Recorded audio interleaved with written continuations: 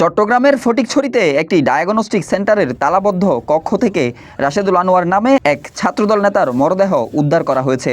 এ সময় অচেতন অবস্থায় উদ্ধার করা হয়েছে আরমান নামে আরও একজনকে। উকি মারে দেখতেছে কর্নারে রাশেদ পড়ে রয়েছে, মানে ফ্লোরের ভিতরে পড়ে রয়েছে। এরপরে ওরা আবার ওর ভাইকে ফোন দিছে, ওর মামাকে ফোন দিছে। সন্দেহ তো অবশ্যই আছে, যেহেতু আমার সাথে একটা জায়গা জমি নিয়ে তুমুল ঝামেলা চলতেছে এবং সেটা 10-12 দিন পর্যন্ত প্রচুর আঘাত ধারণ করছে।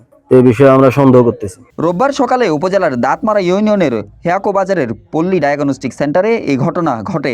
স্থানীয়রা জানান, সকালবেলায় কক্ষটি ভিতর থেকে তালাবদ্ধ থাকায় সন্দেহ হলে ডাকাডাকি করা হয়। কোনো সাড়া না পেয়ে তালা ভেঙে ভেতরে প্রবেশ করলে দুইজনকে পাওয়া যায়। ভাইটালস যেগুলো আমরা পরীক্ষা করি, বিপি, পালস, টেম্পারেচার, তারপর আপনার স্যাচুরেশন, এগুলো কোনো কিছুই পাইলাম না। পেশেন্টের বিপিটা নন রেকর্ডেবল ছিল। পরে রাশেদুল আনোয়ারকে মৃত অবস্থায় এবং আরমানকে অচেতন অবস্থায় উদ্ধার করা হয়।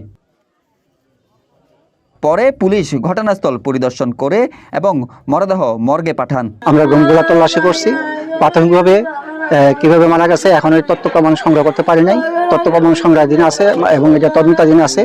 এটা মেডিকেল রিপোর্টে নিলে আমরা জানতে পারবো প্রকৃতপক্ষে এরা কিভাবে মারা গেছে।